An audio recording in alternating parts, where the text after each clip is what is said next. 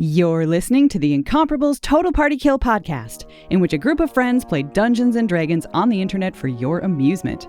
This is episode number 513, recorded October 2024, posted August 2025. Experienced Bucket People.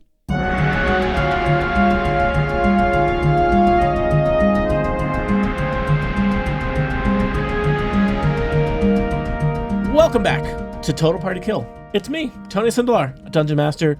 I use he, him pronouns, and in my spare time, I like to use robot dogs to hurt my friends. I could do it by myself, but, delegation, people. I'm learning how to lead.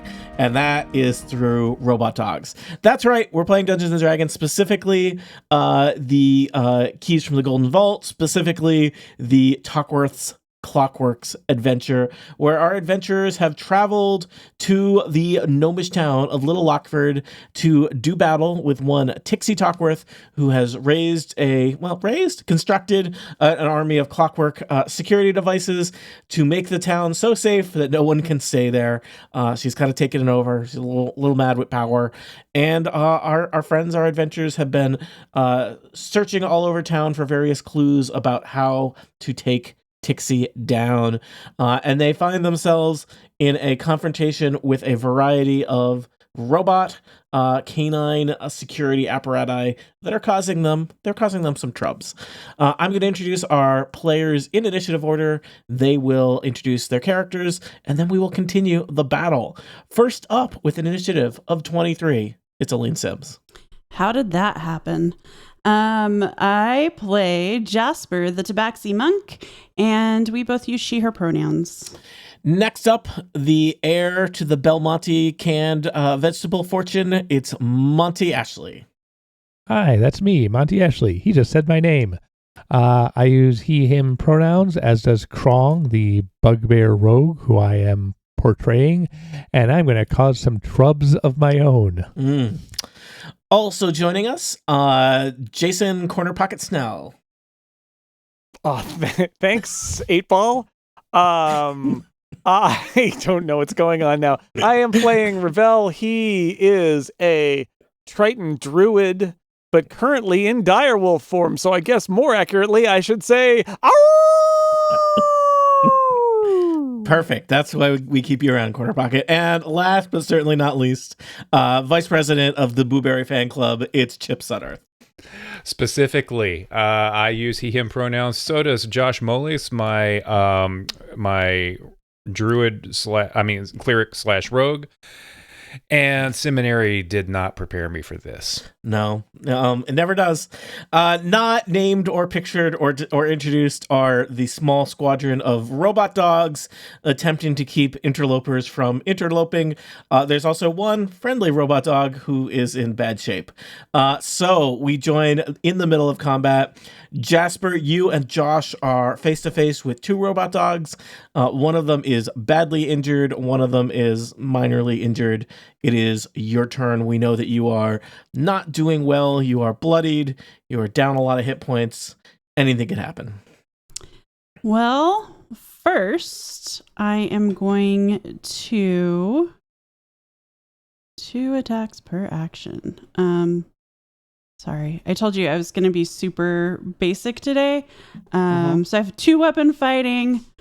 I can't remember what I've been doing. So I'm going to attack this clockwork defender right in front of me. Yeah, you got a bloodied or whatever, oiled. Yep, oiled. Right in front of me. So out of warranted. I got an 18 to hit. 18.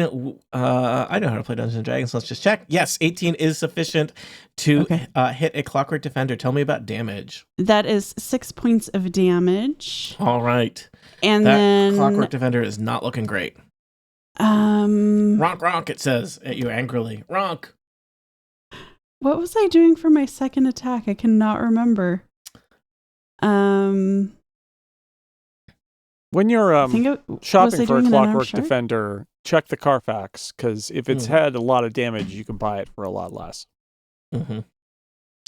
I think my second attack is just an unarmed strike, which I failed, but I am going to use a key point and use Flurry of Blows.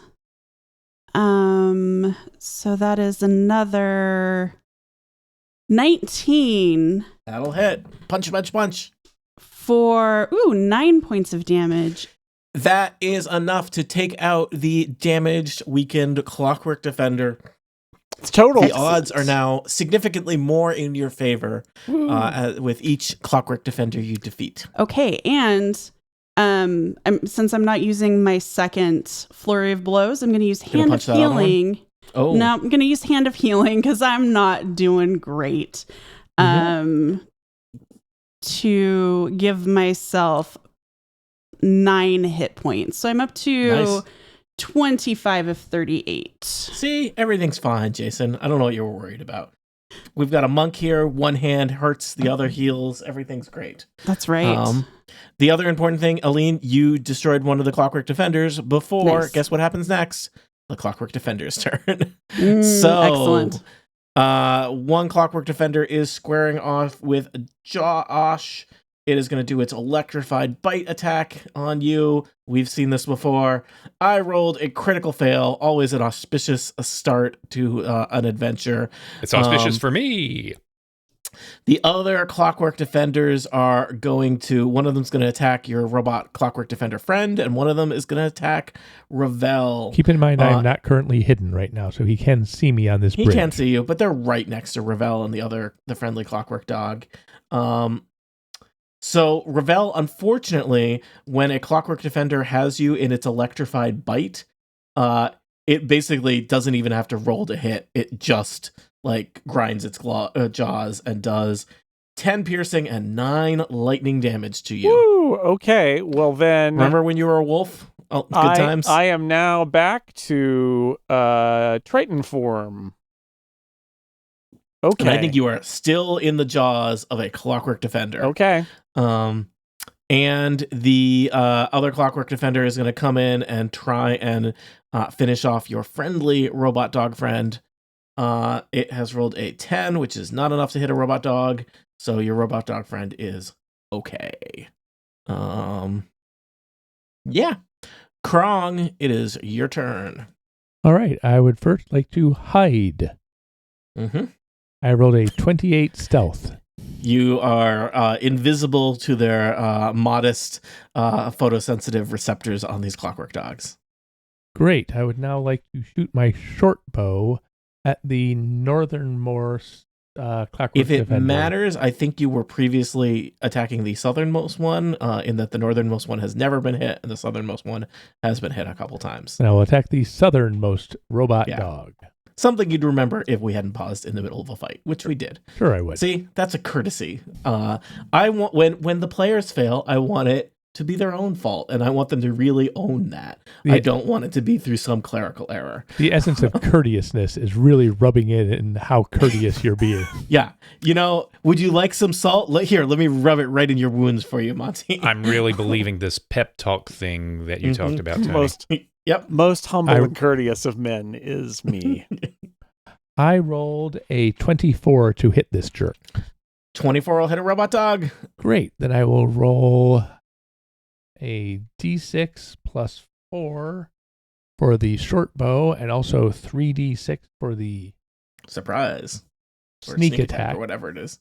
17 damage. Surprise is a different thing that I did not get to use in this battle. All right, 17.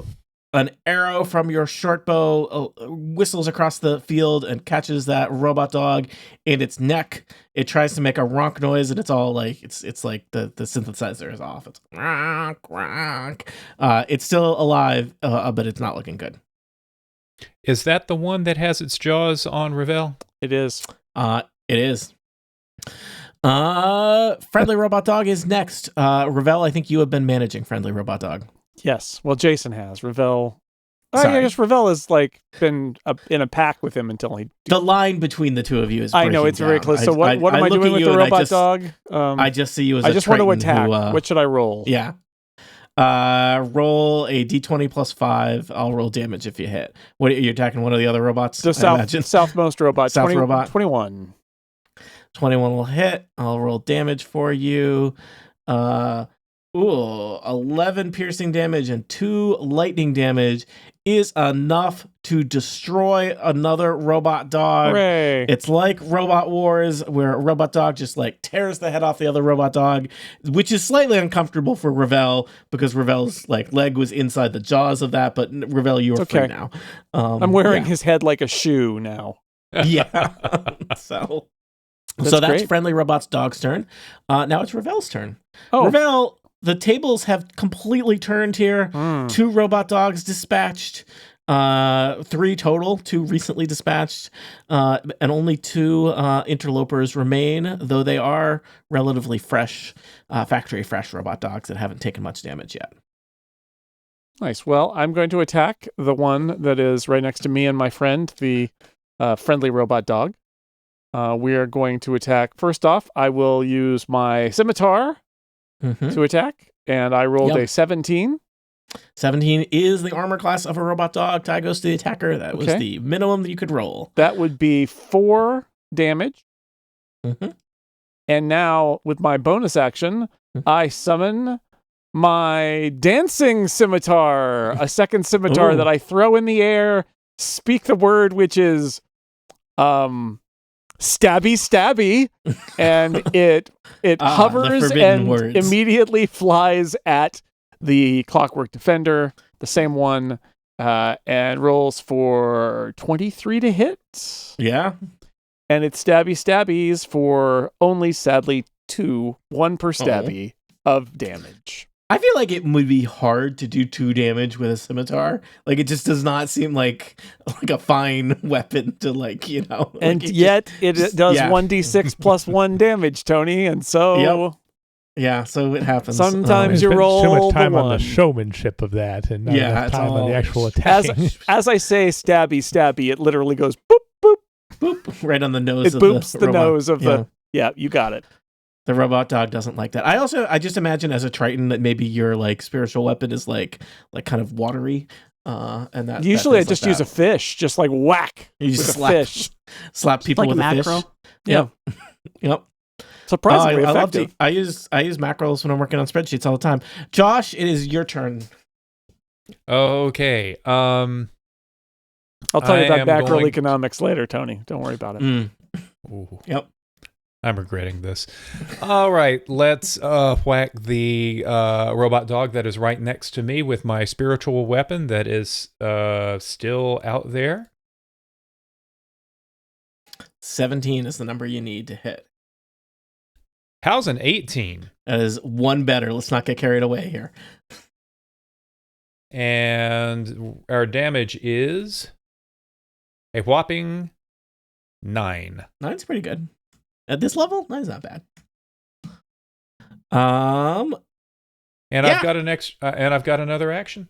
All right, do it. With the same spiritual weapon. I'm going to whack on the same dude, since Revelle seems to be in better shape than before.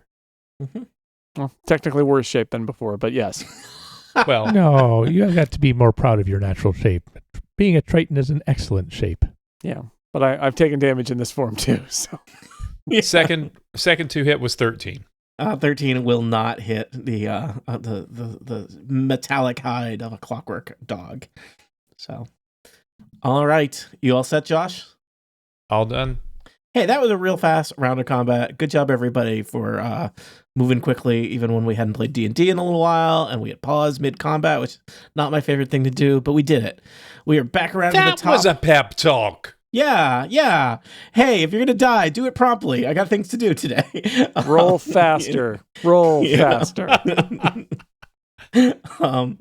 Aline, it is you and Jasper's turn again at the top of the order, followed by Clockwork Defenders, followed by Krong. You and Josh are now toe-to-toe with a single Clockwork Defender, so I suspect that is the target of your enmity. Yep.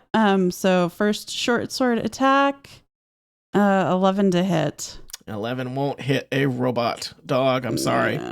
And then my unarmed strike, an 18 to hit. You know that does. Excellent. So that's 7 points of damage. All right. You have bloodied that robot dog. I got one mint condition-ish robot dog that got booped with a scimitar and one bloodied robot dog in the fight. I think that's my turn. I only have 2 key points left, so I don't really want to All right. use them up. Team Bad Robot Dogs is next. One of them is going to go for Josh. Electrified Bite. 17 to hit Josh. Armor class 15. That means you got hit. You will take 10 piercing damage and 10 lightning damage. Ow. Oh! I basically rolled max damage, almost just shy of max damage.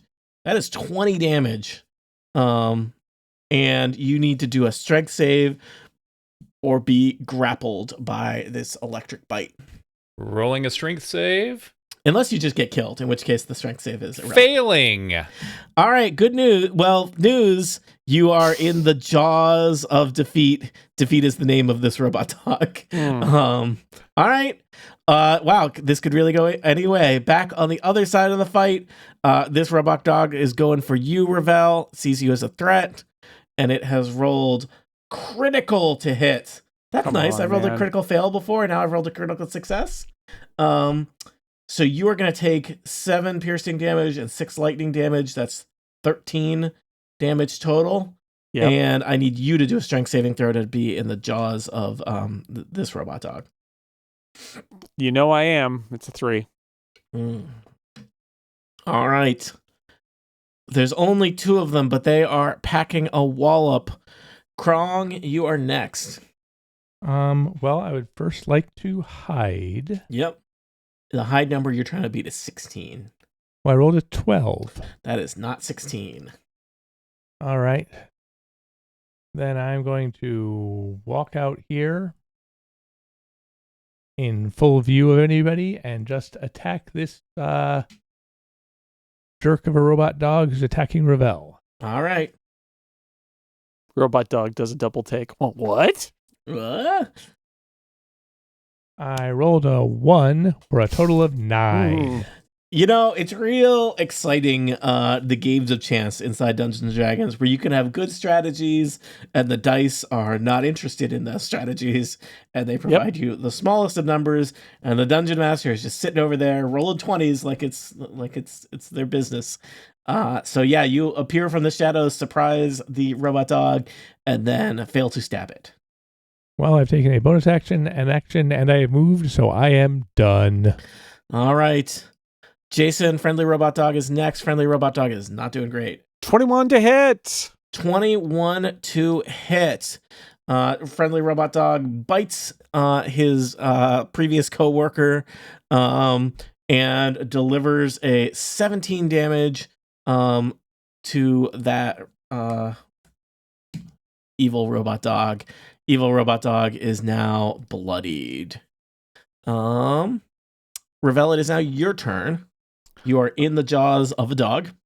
Okay, I rolled a 9 to hit. That fails. And then my dancing scimitar, stabby, 19 to hit. 19 will hit. And how's the damage this time? Boop, 2 damage. 2 damage. Min damage. 2 turns in a row. Mm-hmm. Just swat that robot dog on the nose, the flat of the blade. Heck of a roll to hit, though. Heck of a roll to hit. Great roll to hit, Jason. No one is critiquing your roll to hit. Nope. Nope. All right. Josh, you and Jasper have that one damaged robot dog in front of you. Yeah. Wow.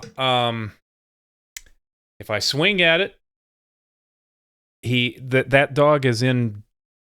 It's bloodied. It's only bloodied. Only bloodied. It's only bloodied.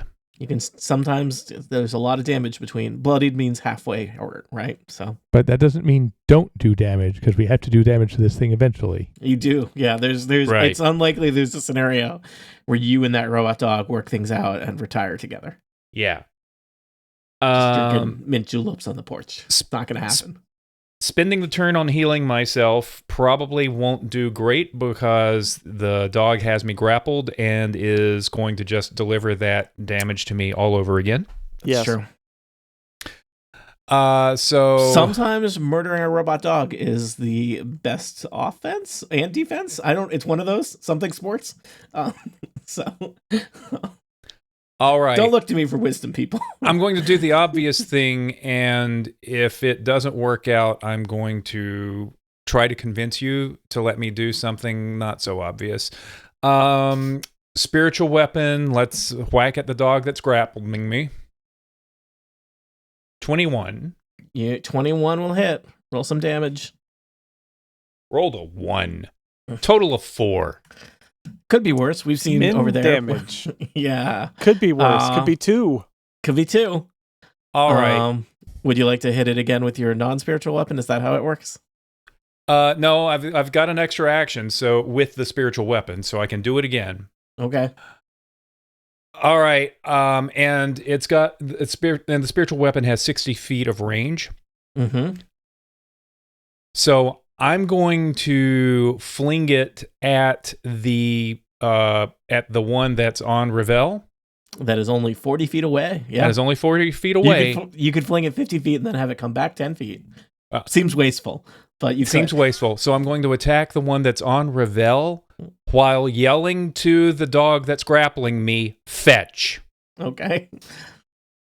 What are the odds that it'll let go?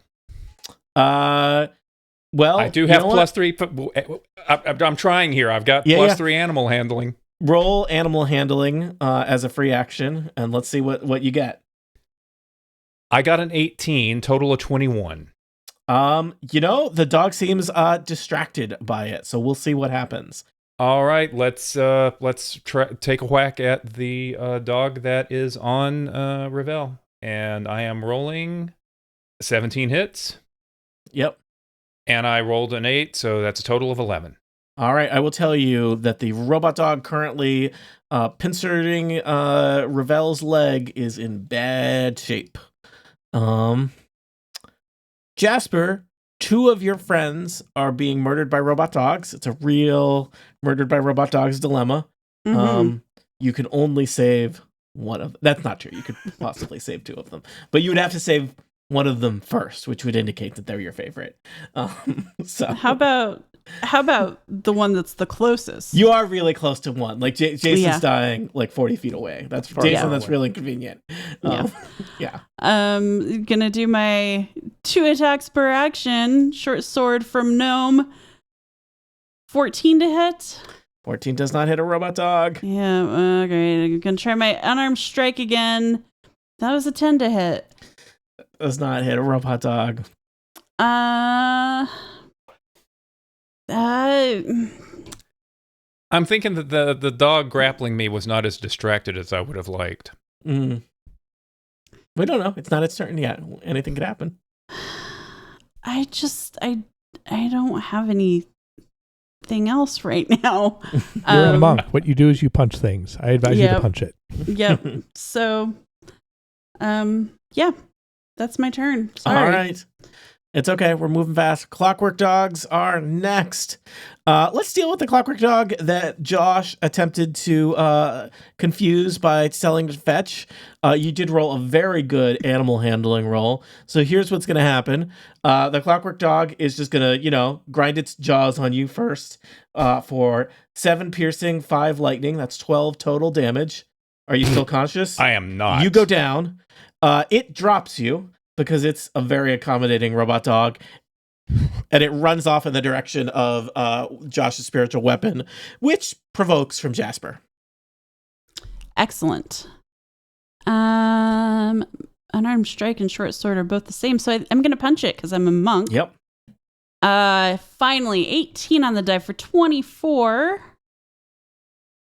Yeah. Right. And you hit that dog minimum damage, 4 points of damage. All right. Good news, Revelle. They've shipped you another dog. Great news. So another robot dog comes running up over to Revelle, looking for a spiritual weapon, which I imagine, because Josh is now unconscious, is nowhere to be found. So yeah, that's happening. And that robot dog is just gonna, because it's got Revelle in its jaws, it's just gonna bite you some more, Revelle. I got 4 piercing, 7 lightning. That's 11 total damage. I'm down. You are down. 2 adventurers down. 2 adventures remain, or will our adventure pivot to being all about that monk and the goblin and the hobgoblin back in the church? Could We're be. just gonna have to role play eating crackers for weeks until another party comes to rescue them. Krong. Pouring a healing potion to someone's mouth Is an action or bonus action? It is, I believe, in the current rules of Dungeons and Dragons that we are using an action. May not be true in the 2024 rules, but in what we're playing under, I believe it's an action. That is fine with me. Mm-hmm. Everybody should just walk around with like a Capri Sun healing potion like in their cheek. I feel like you should wearing a camelback. I mean, we're right here. I think you feel like you should just kill the Clockwork Defender right in front of you, right? Okay. I get a message from beyond that says Revelle and Josh want to roll death saves. Fine with me. I would like to hide. Okay. Can I hide? Like, this guy's jaws are latched on to Revelle, who's exactly opposite me. So I'll allow it. 23. Yeah, I was going to say, I think you're only going to need a higher roll, and you got it. So, all right. I would like to stab this northeastern Clockwork Defender with Clockwork my Defenders magical can go rapier. to a variety of Boston area colleges. This could be a BU Clockwork Defender. We don't know its backstory. Well, I rolled 1-1, but I also rolled a 17 for a total of 25 to hit. Okay, well, I'm going to take the higher roll because that's how advantage works. A 25 will hit. Then with all that sneak attack damage, that's 15 points. All Nice. right, you sneak in and basically just like unscrew the head, just like, and it pops right off. It was real loose. So that's one more robot dog defeated. Only a single robot dog remains. However, it does not look great that 2 out of 1/2 of the party is unconscious in this moment in time. I have moved, so I'm hopefully putting myself sort of between Revelle and the Clockwork Defender, and that is my turn. All right. Friendly robot dog is next. Friendly robot dog will also move toward the one remaining Clockwork Defender and try to bite it. Yep. What's that again? D20 plus 5. 5. 25. It's a crit. Wow. Oh my goodness. It's a It crit. is Nice. crit. Good Jason, dog. I'll let Good you roll dog. damage. You get to do here. I don't know if this is a fun thing for you to do or not. It but, is. They do 1d8 plus 3 piercing damage. So it'll be 2d8 plus 3 because it's a Yes. critical. Oh yeah, 13 And- piercing damage. 2d6 lightning damage. So it's 4d6 lightning 4d6? damage. 46. Plus what? Lightning damage? 4d6 lightning damage. Just plus your straight up 13. 4d6? Just straight up 4d6. Oh, poor 11. You rolled real low on that 46. Yeah. But guess what? You did 24 damage, which would have been enough to, destroy a relatively healthy robot dog. This was not one of those. So, robot dog defeats evil robot dog. Story as old as time. Nice. And, yeah. I'm going to say, Revelle, you should make a quick death saving throw. Okay. It's a 10. Success. Okay, and I guess actually Josh is next. Josh, you should do a death saving throw too, and then people will be able to stabilize everyone. And Remind me what believe it is just what a I'm saving flat- against. I'm sorry. you're safe. It's just a Just D20. Death.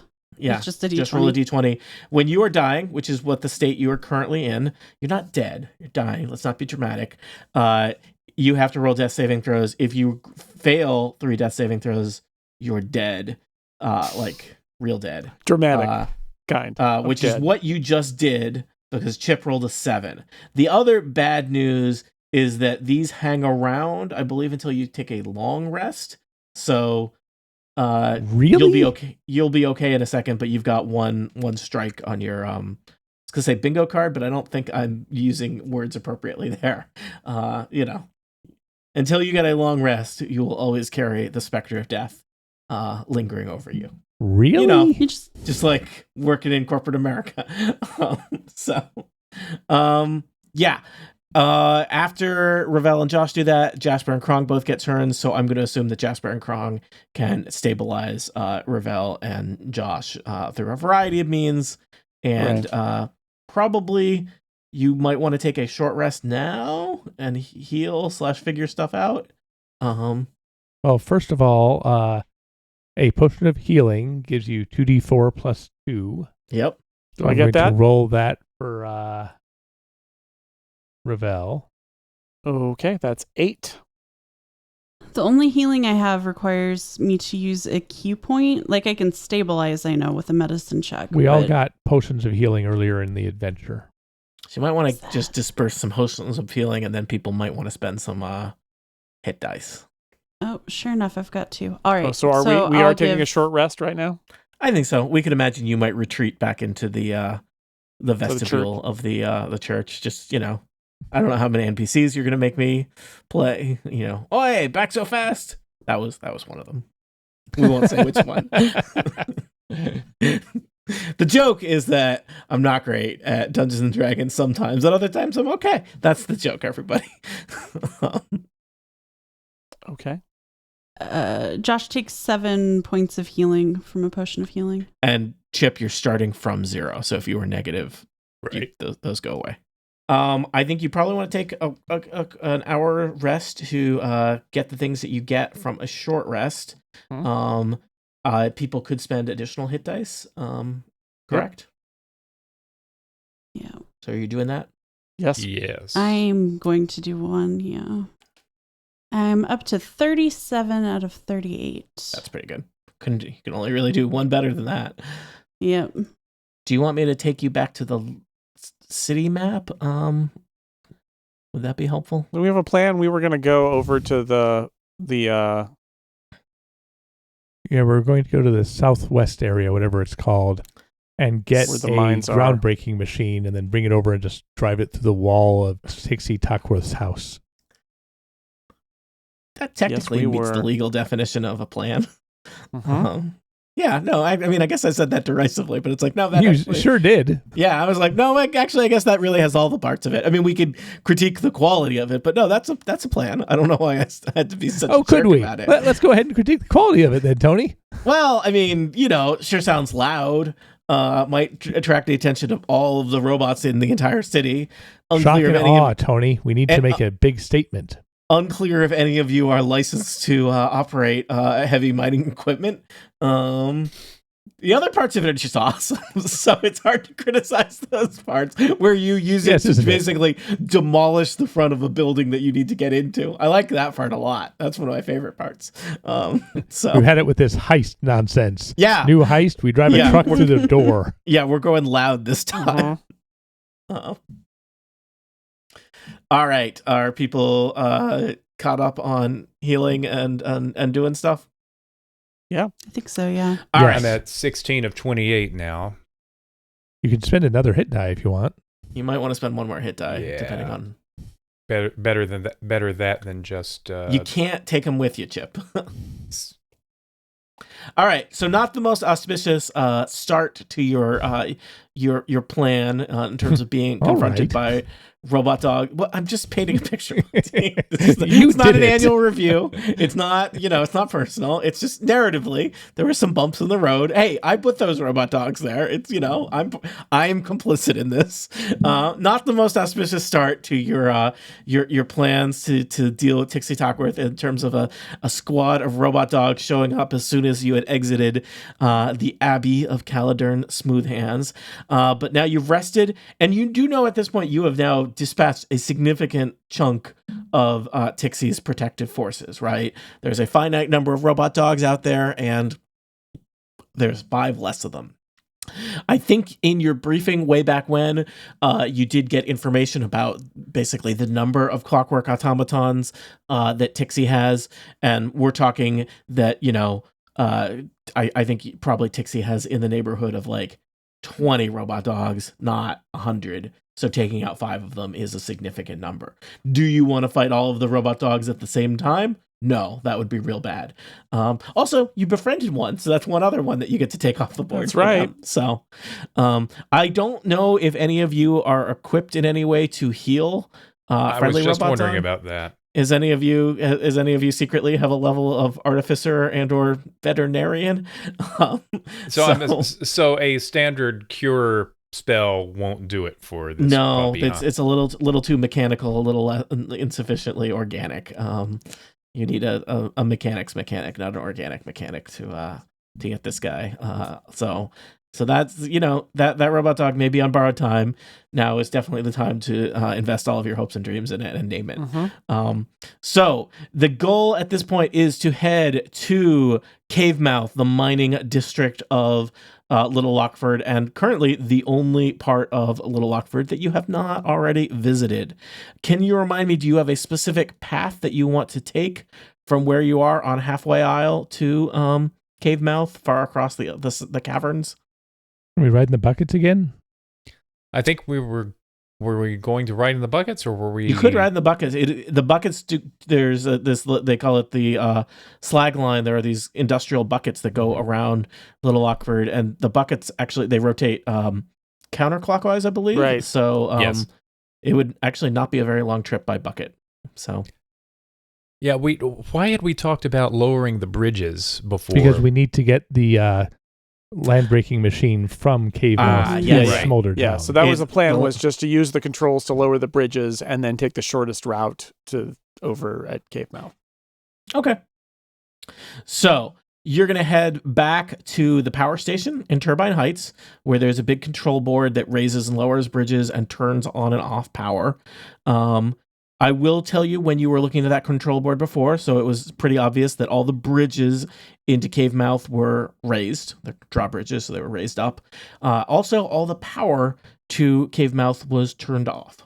So the power station has the ability to turn off the power to different neighborhoods of Little Lockford. I don't know if all the other neighborhoods are just turned on, and Cave Mouth was turned off. I don't know if that impacts your plans in any way, but I'm sharing information that I have about the power station. Is there any benefit to turning on the power in Cave Mouth? Makes What me else wonder will we if turn on. Tixie Talkworth turned it off for a reason. Mm-hmm. I wouldn't be surprised if there was some sort of like fence around the groundbreaking machines that we need the power on to lower the fence. I think we should turn the power on. Yeah, I think we should turn the power on and raise that bridge, lower that bridge, and then maybe just to reduce the number of dogs that could come at us, raise the bridges that are not in our path. Good call. Good Yeah, call. yeah. We might also want to, once we've gotten the bridges the way we want them, maybe we do want to take the slag line. There are Instead no of robot calling dogs on the slag line, so that's for sure. It's true. And once we've been messing with the bridges, they'll be watching the bridges. Okay. It sounds like a plan. Yeah, it legitimately sounds like a good plan. it's hard to critique. Thank you, Tony. Thanks for the pep talk, So- Tony. Yeah, Because I didn't describe it. yes. Monty, I hate your plans so much. You know why.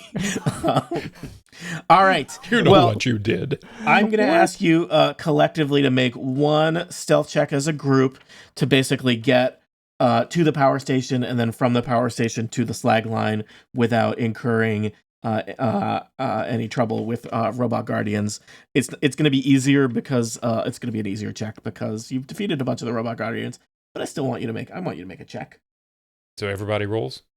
Everybody roll stealth. 14.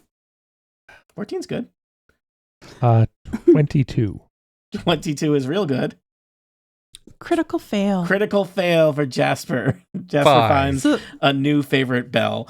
Krong is doing all of the work for you people, and I hope you appreciate that. Yeah, It's not thanks. clear how Thanks, one Krong. very stealthy person in a group hides Yeah. them, but Yeah.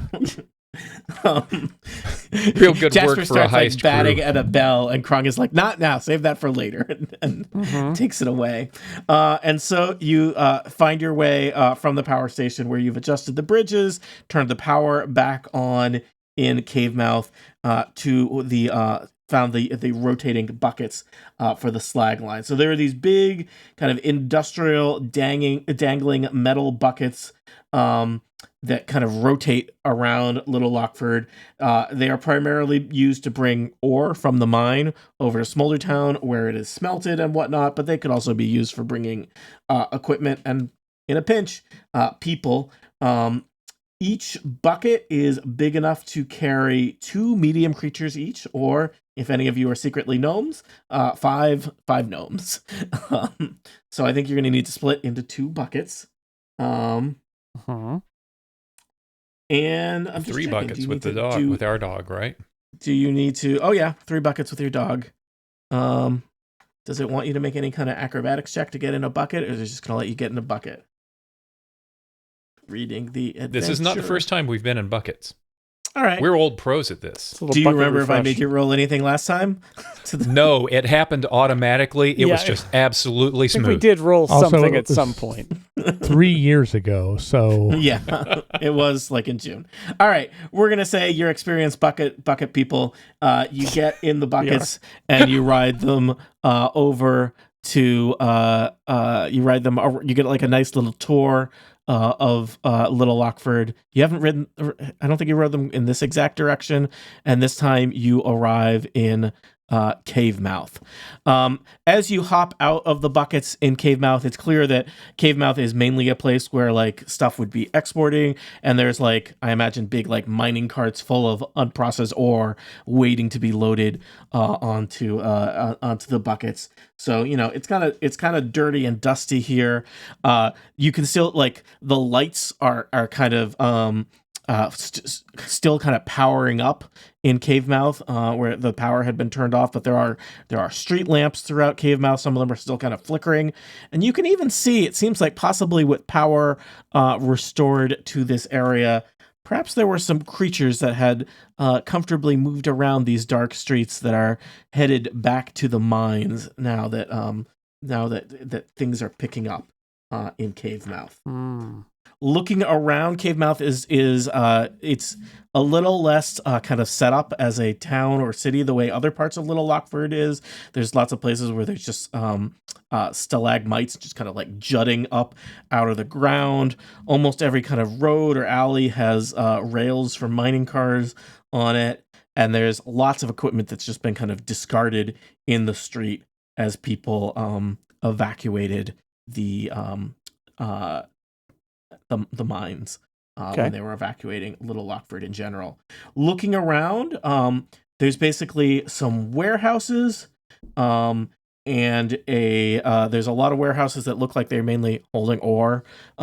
There's big piles of minerals and ore and rock that has been cleared out. There's a guild hall, so it's kind of an administrative looking building.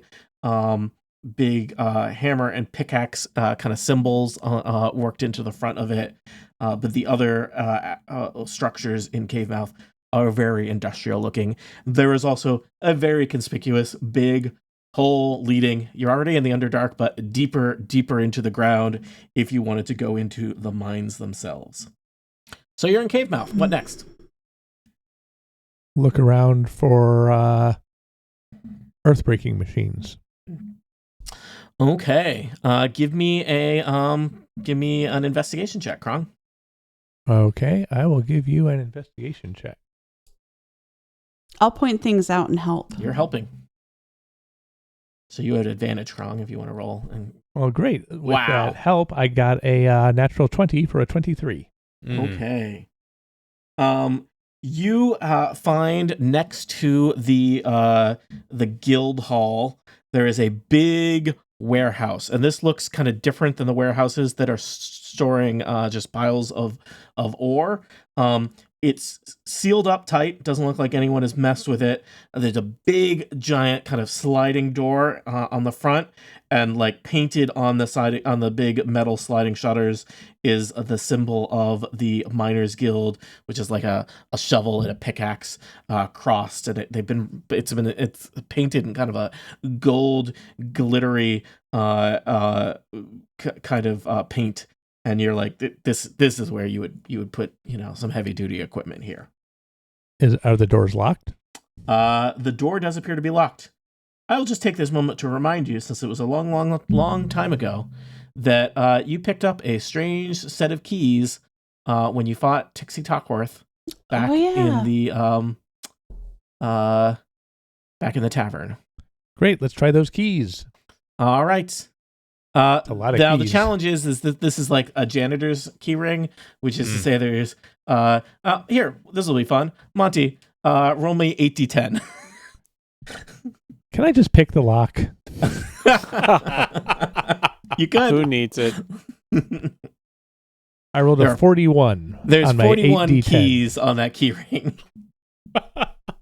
I would like to start by picking the lock. All right, roll your sleight of hand.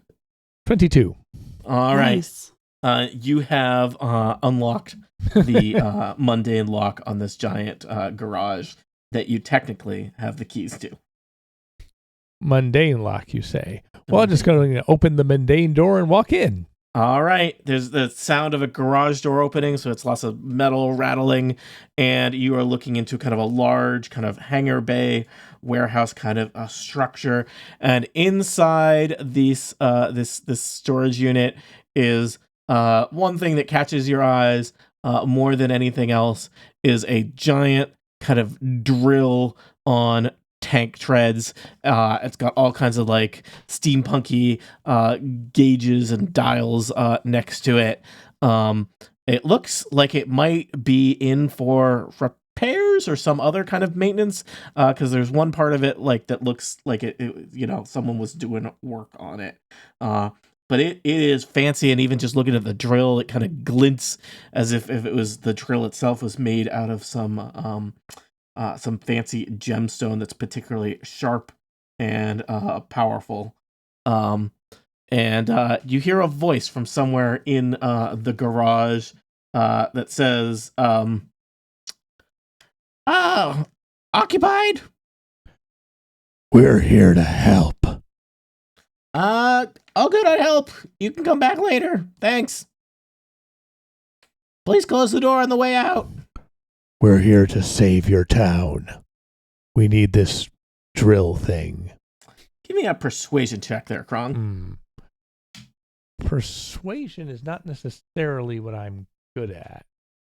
I'll help. I'll stand next to him and smile. Okay.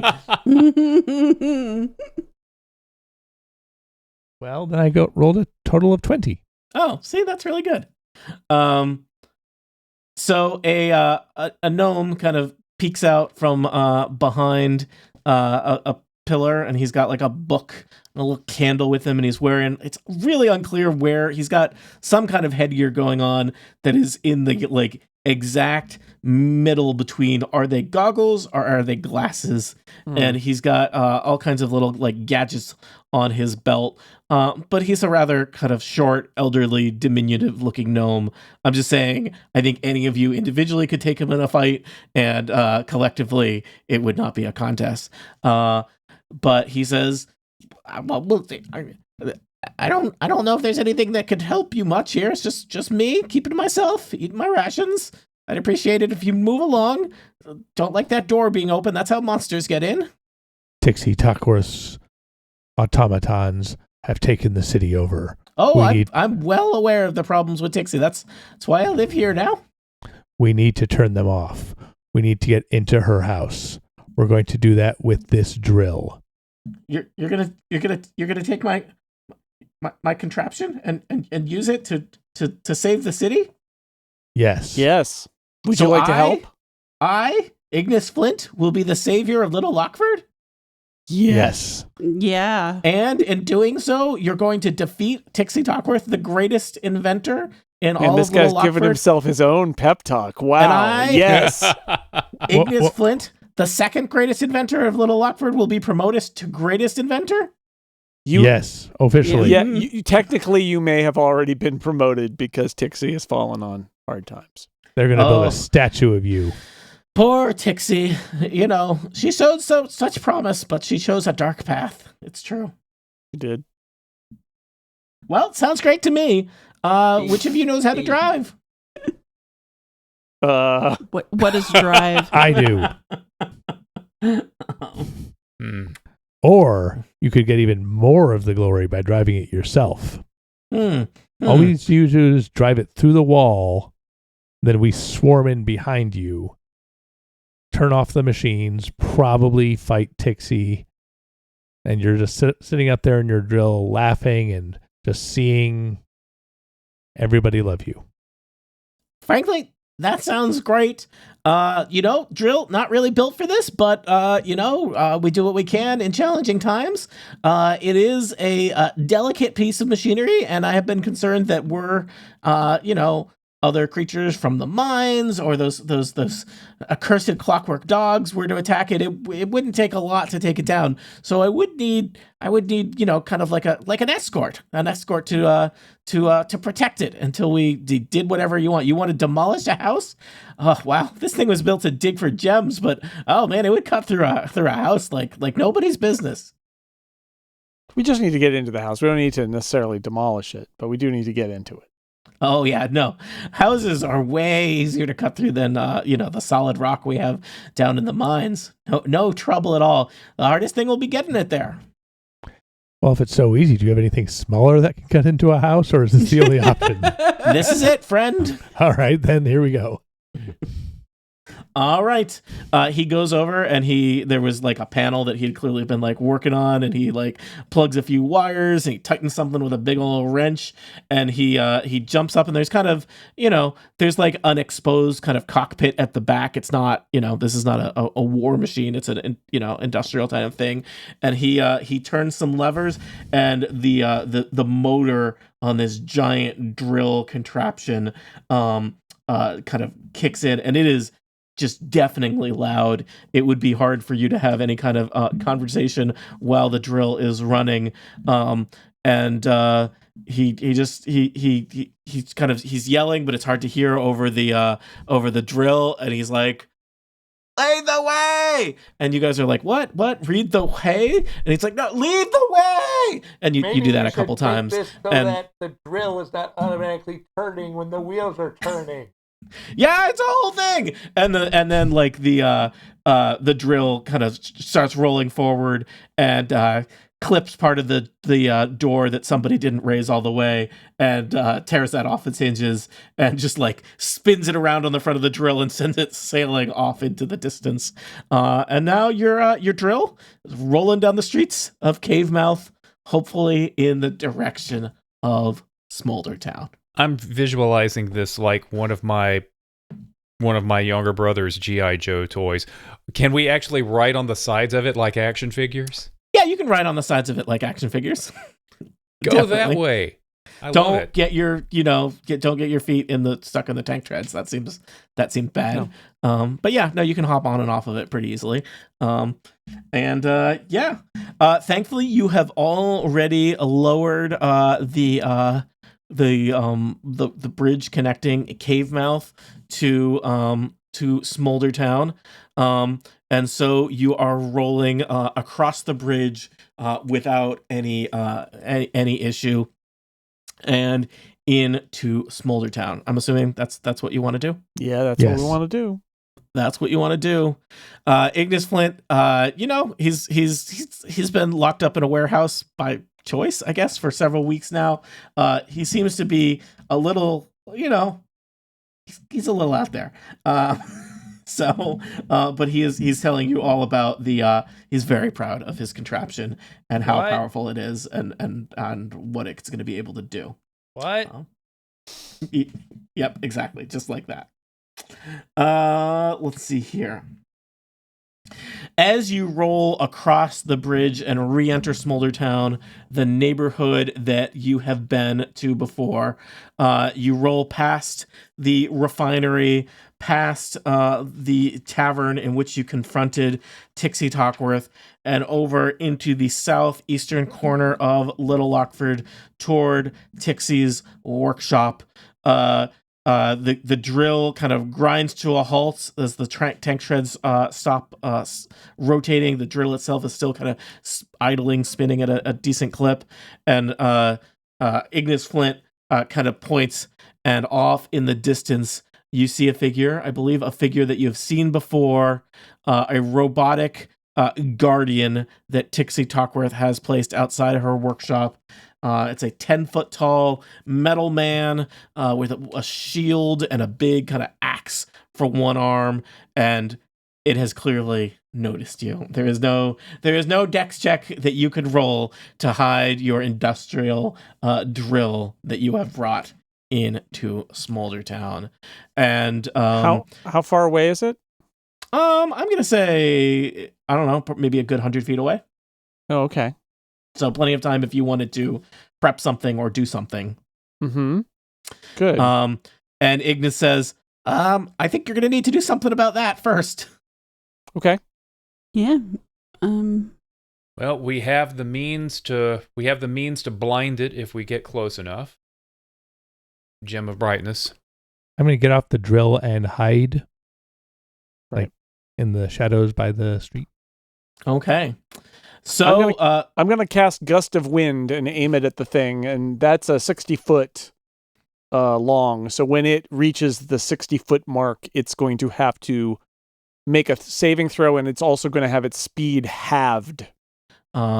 This is a big kind of anime standoff where it sees you, it has raised its axe, and it is thundering toward you with each clomp of its robot foot. But you have a chance to cast various spells and prepare for that. So Revelle is going to cast a Gust of Wind that will slow it down and basically make it spend extra amount of time running toward you in slow motion. Yeah, it's gonna be, its speed is halved with the when it enters the Gust of Wind, which is 60 feet long. Mm-hmm. And when it starts its turn in the line of wind, it has to make a strength saving throw or be pushed away. Okay. So Krong quickly jumps off the drill and finds some shadows in an alley. Jasper and Josh, would you like to do anything to prepare for the fight? I'll stay with the drill, but when we get to 60 feet, as Revelle does the wind spell, I'll use the Gem of Brightness with the 60-foot range for direct beam of blinding light. Okay. I'm just going to move the robot to be about 60 feet. We can do a little bit of theater of mind with this, so if you need the robot to be somewhere different or something like that, we can adjust that. So wind is cast, a beam of light is directed at the robot's photoreceptors, and a Krong hides in the shadows. Will our adventurers be able to take out this towering mechanical menace? Will they be able to demolish the front door to Tixie Talkworth's workshop? And what secrets await them inside? For answers to questions such as these, tune in next time to Total Party Kill.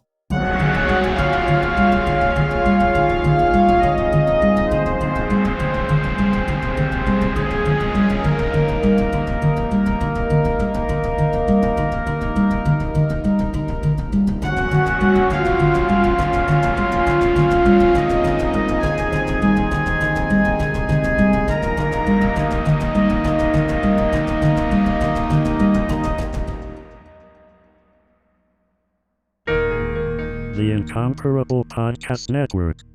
Become a member and support this show today. theincomparable.com/members